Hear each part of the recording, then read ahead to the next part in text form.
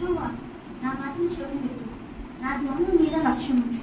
నా రాజా, నా దేవా, నా ఆత్మని ఆశించు, నిన్నే ప్రార్థించుచున్నాను. యెహోవా, ఉదయమున నా కంఠస్వరము నీకు వినబడును. ఉదయమున నా ప్రార్థన నీ సన్నిధిని సిద్ధము చేసి కాచునిద్దు. నీవు దుష్టత్వమును చూచి ఆనందించు దేవుడవు కావు, చెడుతనమునకు నీ యొద్ద చోటు లేదు. దాంపికులు నీ సన్నిధిని నిలువలేదు, పాపం చేయు వారందరూ నీకు అసహ్యులు.